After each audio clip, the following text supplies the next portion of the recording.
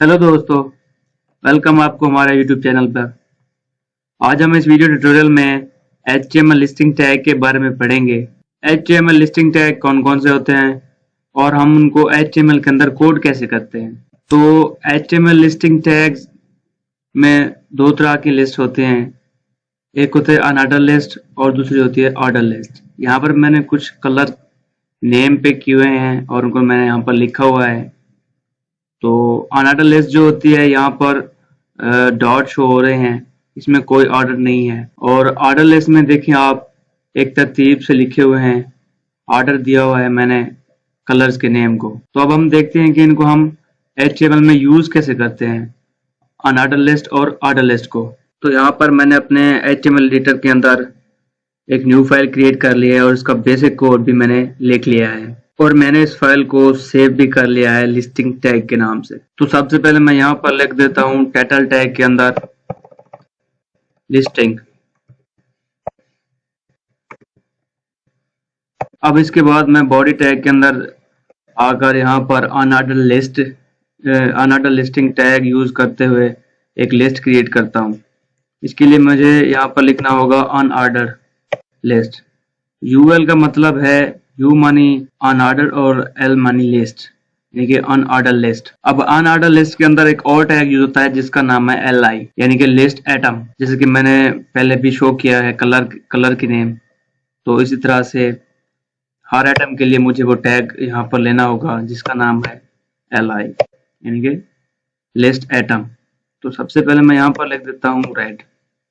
यहाँ पर ये मेरी एक लिस्ट एटम जो है वो क्रिएट हो चुका है। इसे मैं कॉपी करके दूसरी जगह भी पेस्ट कर देता हूँ। तो इस तरह से मैंने इसे यहाँ पर पेस्ट कर दिया है और इसका मैं नाम अंदर से दे देता हूँ रेड की जगह पे मैं ब्लू, और फिर से मैं इसे दोबारा से यहाँ पर पेस्ट कर देता हूँ और नाम भी मैं इसका चेंज कर देता हूँ, ब्लू हो गया और यहाँ पर मैं लिख देता हूँ येलो।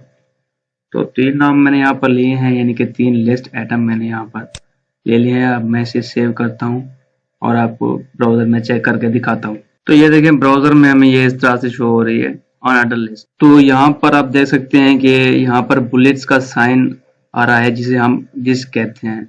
अब इसको मैं चेंज भी कर सकता हूँ। तो अब इसको मैं चेंज कैसे कर सकता हूँ, तो यहाँ पर आकर UL टैग के अंदर हमारे पास एक प्रॉपर्टी आती है टाइप।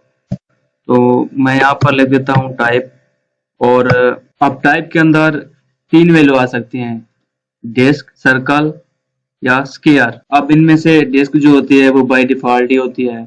अब मैं आपको यहाँ पर लेके दिखाता हूँ स्क्वायर। तो अब मैं यहाँ इसे मैं सेव करता हूँ और सेव करके आपको चेक करके दिखाता हूँ। तो मैं यहाँ पर पेज को रिफ्रेश करके दिखाता हूँ। तो ये देखें बुलेट्स जो है वो हमारे स्क्वायर शेप में हो गए हैं। अगर मैं यहाँ पर आके बात करता हूँ सर्कल की, तो मैं एक और वैल्यू यहाँ पर इसे दे देता हूँ, इस प्रॉपर्टी को सर्कल। तो मैंने इसे यहाँ पर सेव किया। अब मैं इसे ब्राउजर में चेक करता हूँ। तो ये देखें बुलेट्स जो हैं वो सर्कल की तरह हो गए हैं। तो यहाँ पर हमें सर्कल शो हो रहे हैं। तो इसके बाद एक और वैल्यू है डिस्क, वो आप दो ना दो, वो बाय डिफॉल्ट वैल्यू है, वो तो आएगी ही आएगी। तो इसके बाद मैं बात करूंगा ऑर्डर लिस्ट के बारे में। तो मैं इसे इसी तरह यहाँ से कॉपी कर देता हूँ। कॉपी करने के बाद मैं यहाँ पर इसे पेस्ट कर देता हूँ। तो मैंने इसे यहाँ से डिलीट कर दिया। क्योंकि मैं ऑर्डर लिस्ट बना रहा हूँ तो यहाँ पर मैं लिख देता हूँ OL। तो इसी तरह यहाँ पर भी मैं OL लिख देता हूँ। तो यहाँ पर मेरी एक ऑर्डर लिस्ट क्रिएट हो चुकी है। OL mean order list. तो लिस्ट एटम वही रहेंगे। मैं इसे सेव करता हूँ और आपको ब्राउजर में चेक करके दिखाता हूँ कि ऑर्डर लिस्ट किस तरह से होती है। तो ये देखें एक और लिस्ट हमारे पास आ गई है जहाँ पर नंबर शो हो रहे हैं, यानी कि ये लिस्ट जो है ये ऑर्डर में है, तरतीब से दी गई है हमें। तो ये हमारी अनऑर्डर लिस्ट है और ये है हमारे पास ऑर्डर लिस्ट। तो इस ऑर्डर लिस्ट में हम 1 2 3 की जगह ABC भी लिख सकता हूँ। तो इसके लिए हमारे पास ऑर्डर लिस्ट में एक प्रॉपर्टी आती है टाइप, सेम प्रॉपर्टी है। यहाँ पर OL के आगे यानी ऑर्डर लिस्ट के आगे इसी टैग के अंदर मैं लिख देता हूँ यहाँ पर टाइप, जैसा कि पहले मैंने यूज किया है ऑन ऑर्डर लिस्ट में। तो इसमें अब कुछ प्रॉपर्टीज हैं, जैसे कि यहाँ पर मैं सबसे पहले लिख देता हूँ कैपिटल लेटर में ए। कैपिटल लेटर में मैंने ए लिखा और मैंने इसे सेव किया। तो सेव करने के बाद आप ये देख सकते हैं हमारे पास कैपिटल लेटर में एक ऑर्डर लिस्ट क्रिएट हो गई है। इसी तरह मैं यहाँ पर लोअर केस में भी ऑर्डर दे सकता हूँ इस लिस्ट को। तो मैं यहाँ पर स्मॉल लेटर में लिखूंगा ए और मैंने इसे सेव किया और मैं इसे ब्राउजर में चेक करके आपको दिखाता हूँ। तो ये देखें, ये लोअर केस में जो है हमारी एक ऑर्डर लिस्ट क्रिएट हो चुकी है। तो आप यहाँ पर एक बात याद रखेंगे, यहाँ पर आपने ए की जगह पे बी या सी, आप कोई भी ABC का कोई भी लेटर यूज नहीं कर सकते।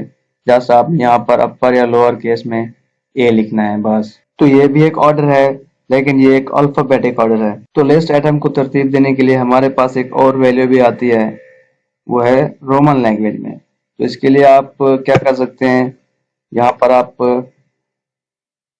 अपर केस में यहाँ पर लिख दें जस्ट आई यहाँ पर लिखकर आप इसे सेव करेंगे। तो आप इसे ब्राउजर में चेक करके देखें तो ये रोमन लैंग्वेज में लिस्ट आइटम जो है वो तरतीब में आ चुके हैं। ये एक ऑर्डर लिस्ट बन चुकी है। तो इसी तरह आप लोअर केस में भी यहाँ पर आई लिख सकते हैं।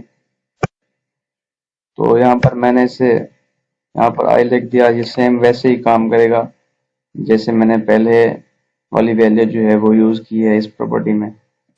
तो मैंने इसे सेव किया, आप इसे चेक करके देखें तो ये एक ऑर्डर लिस्ट हमारे पास आ चुकी है लोअर केस में इन रोमन लैंग्वेज। तो इसमें एक और प्रॉपर्टी है 1 2 3, जो कि बाय डिफॉल्ट प्रॉपर्टी है। अगर आप लिखें या ना लिखें तो वो आएगी। तो यहाँ पर आप 1 लिख दें। तो इसे मैं आप चेक करके आपको दिखाता हूँ। तो ये देखें, ये 1 2 3 आ चुकी हैं। तो ये एक बाय डिफॉल्ट प्रॉपर्टी है।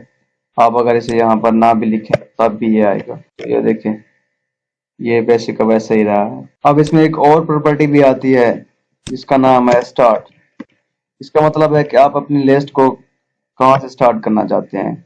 इसमें आप अपनी मर्जी का नंबर भी दे सकते हैं, जैसे चाहे आप अपनी लिस्ट जो है वहां से स्टार्ट कर सकते हैं। यहाँ पर मैं देता हूँ 3।